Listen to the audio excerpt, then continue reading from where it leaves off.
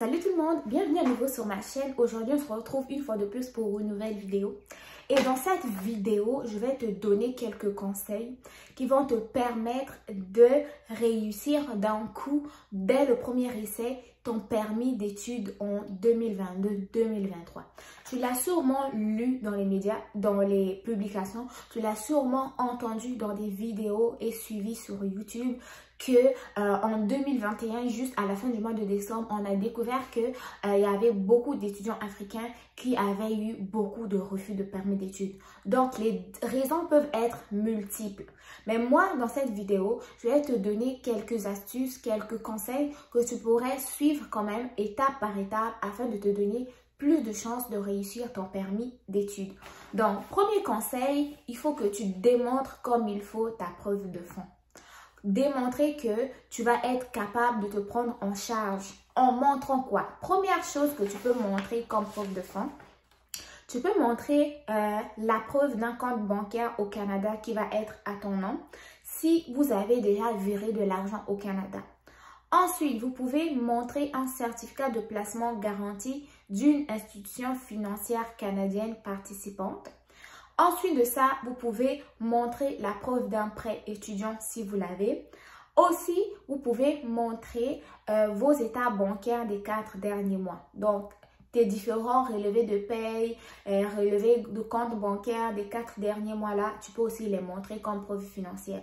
Ce que aussi tu peux montrer encore comme preuve financière, tu peux montrer par exemple preuve que vous avez déjà payé vos frais de scolarité au Canada ou même que vous avez déjà payé un loyer. Ça aussi, ça peut constituer une preuve de fond, une preuve que vous êtes sérieux. Autre chose aussi, vous pouvez montrer une lettre de la personne ou de l'école qui vous donne de l'argent. Par exemple, si tu viens au Canada et que c'est une école au pays qui t'a envoyé, donc cette école-là peut rédiger une lettre qui montre que c'est lui qui t'a envoyé au Canada et c'est lui qui va pouvoir te prendre en charge.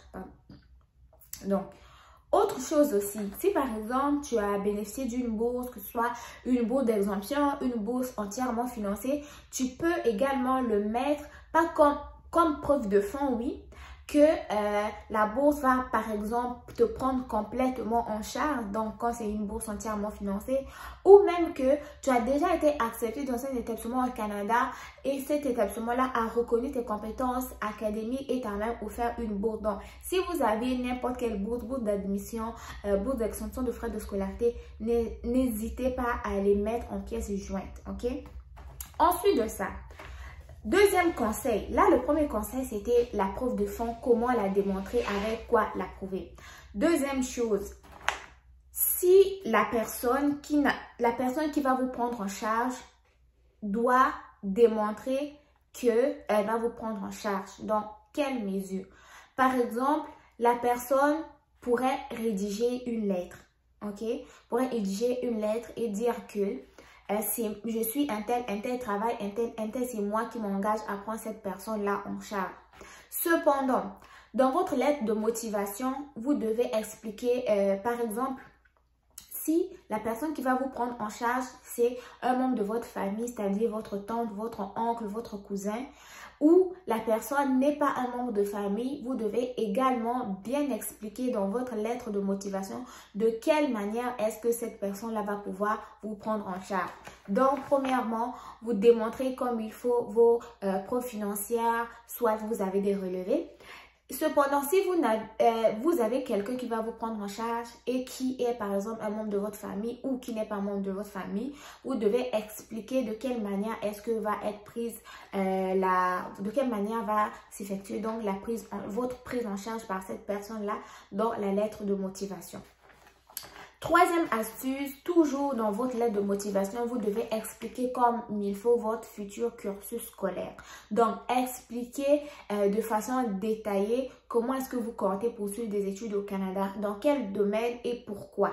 Okay? Donc, ça, c'est très important de bien le détailler afin de permettre à l'agent d'immigration de comprendre votre situation et de vous prendre au sérieux.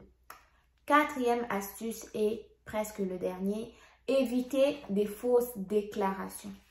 Des fausses déclarations.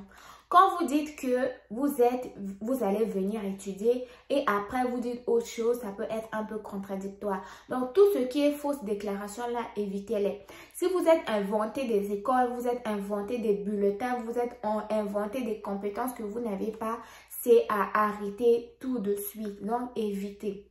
Ensuite de ça, un autre conseil. Soyez véridique au niveau de si vous avez un casier judiciaire, ça va être très important de le dire. Si vous avez des difficultés après, genre la visite médicale, c'est très important de le dire parce que vous savez que ces deux éléments-là peuvent constituer un motif de refus de permis d'études. Donc, si vous avez des choses à déclarer, faites-le parce que vous allez magouiller et après, vous allez peut-être vous retrouver sur une liste rouge parce que vous avez menti. Donc, dites toujours la vérité. Autre chose aussi qu'il ne faut pas faire lorsque vous avez des membres au Canada, c'est très important de les déclarer au niveau de l'immigration. Donc, si vous avez un oncle ici, vous avez une tante ici, vous avez un enfant, vous avez un neveu, dites-le à l'immigration que vous avez des liens familiaux ici au Canada. Et enfin, donc, vous devez également expliquer vos différentes perspectives, c'est-à-dire à la fin de vos études, qu'est-ce que vous prévoyez? Prévoyez-vous retourner chez vous ou prévoyez-vous continuer des études? Mais faites un peu attention parce que avoir les doubles intentions là, ça peut constituer un motif de refus. Donc, si vous voulez venir étudier, venez étudier. Si jamais, à la fin de votre formation, vous voulez continuer des études ou vous voulez travailler, là, vous allez le faire à ce moment-là. Donc, ne faites pas ceci, par exemple, vous voulez venir étudier et vous voulez aussi devenir résident permanent. Là, vous avez deux intentions. Donc, ça peut constituer un motif de refus de permis d'études. Donc, en gros, ça, c'était mes conseils que vous pourrez quand même prendre en considération afin d'éviter un refus de permis d'études et vous donner plus de chances de pouvoir décrocher dès le premier essai votre permis d'études en 2022. Nous avons appris de nos erreurs en 2021. Il y a des choses que nous n'avons pas fait comme il faut, mais c'est le moment de les régler en 2022 parce que vous savez que le Canada a augmenté son pourcentage, son taux d'immigration en 2022. Donc, courez la chance d'être parmi les personnes qui vont être sélectionnées, soit pour l'immigration ou pour les études. Tentez votre chance également. Donc, pour récapituler, qu'est-ce que j'ai dit dans cette vidéo? Premièrement, vous démontrez vos preuves financières comme il faut.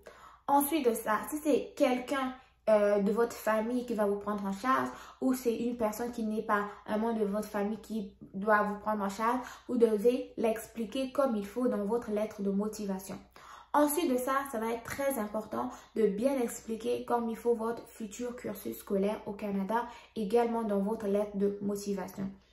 Ensuite de ça, vous devez éviter certaines choses comme des fausses déclarations, mentir sur son casier judiciaire, ne pas déclarer les liens familiaux que nous avons au Canada et aussi avoir une double intention. Donc, faites attention à ces choses-là et vous pourrez donc pouvoir décrocher votre permis d'études en 2022. Donc, j'espère que ma vidéo vous aura plu. J'espère que ma vidéo vous aura aidé. Si tel est le cas, n'hésitez pas à me dire ce que vous en avez pensé dans les commentaires. Moi, je vous souhaite bon succès à tout le monde. Ne lâchez pas vos démarches et j'espère qu'on se retrouvera un jour ici au Canada. Donc, portez-vous bien. N'oubliez pas de liker la vidéo, de la partager afin qu'elle puisse être vue par plus de personnes qui sont par exemple ou peut-être intéressées par ce sujet. Sinon, on se retrouve très bientôt pour une nouvelle vidéo. Au revoir.